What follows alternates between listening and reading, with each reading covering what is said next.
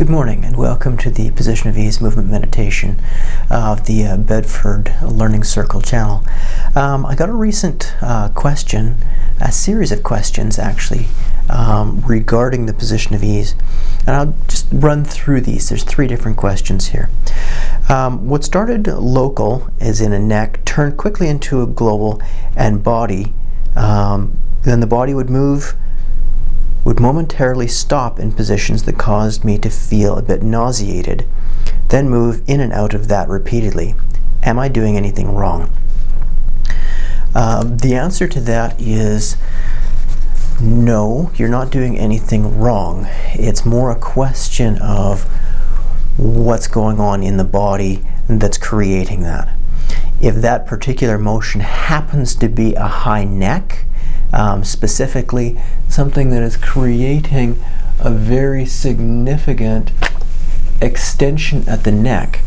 There is something called the vertebral artery that can get a little bit impinged. If that's the case, you'll also get a lightheadedness, potentially a feeling like you're going to faint. That would be something specifically with that nausea that I would suggest go and see your doctor. Now, at any point in time, if you feel like you're getting overwhelmed with what it is that's going on, please go and consult with a professional, whether it's a counselor specific, and I'll show you reasons why that might be valuable as we move into the lecture here.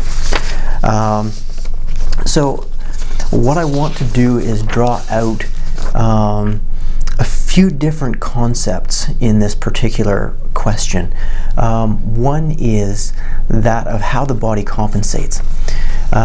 There's a layer method linked with a barrel. So if you have multiple traumas, the body compensates by having any number of different shifts biomechanically.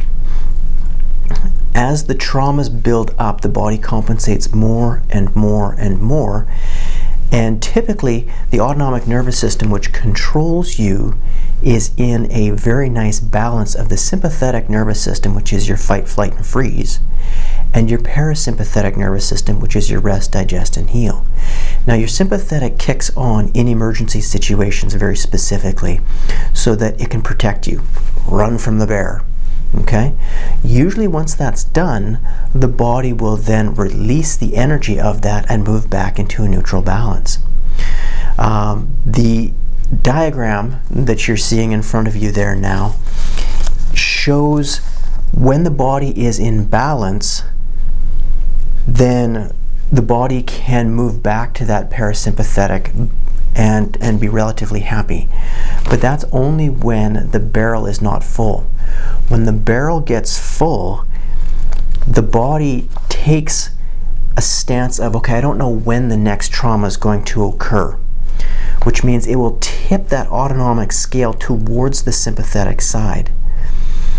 When it does that, it starts to impede the parasympathetic, which is your rest, digest, and heal. And the body in general becomes more anxious, more irritable. Where that becomes a challenge is in terms of the trauma itself. When you're doing the position of ease and you're using the body's movement to start to release, when you're getting nauseated, you have the potential of bumping up against what's known as a core trauma. With the diagram that's in front of you now, you'll see there's differences between the core trauma symptoms and the dissociative. The dissociative is what happens when you move into your freeze response and the brain separates from the body and says, okay, I can't handle this anymore. When you're in the core trauma and moving and it starts to feel like you're touching into and then out of a nauseated place, it means that the body is moving in and out of trying to process through a very specific core memory or core trauma, which means it's trying desperately to try and take some of that compensation out of that barrel and allowing the body then to move through that. That's what you want. You want to be able to move through that. The reason why it's moving in and out of it is because the body itself is testing to see whether it can actually move through it. If it goes into it and then out of it, and then into it and out of it, it's testing the boundary of that to see whether it can actually release it. Okay? There's nothing wrong with that. Yes, it's unnerving, the fact that it's creating that nausea. At this point in time, if that is a continuing effect for you, I would suggest go find yourself someone who understands trauma, whether it's a trauma counselor, whether it's a trauma therapist, massage therapist, or anybody else within that realm that understands trauma and can help you move through that. That would be my suggestion in regards to the nausea, queasy. The second question is, how does one determine the best position to start in? Where does it ache the most is really how you determine that.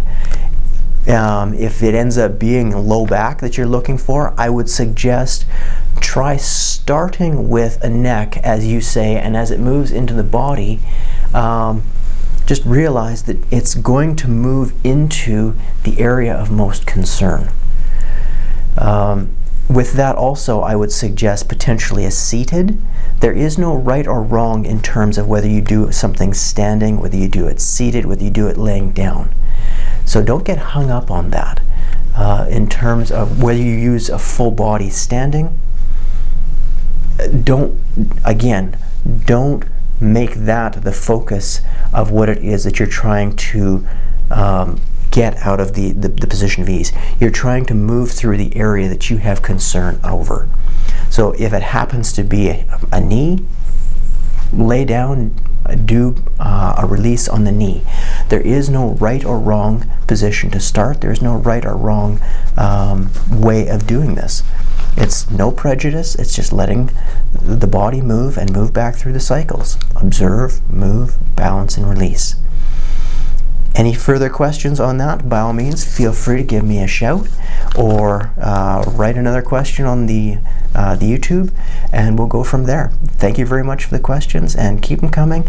I'm so glad that you're able to use this and actually have it help you. That's everything that I'm hoping for out of this.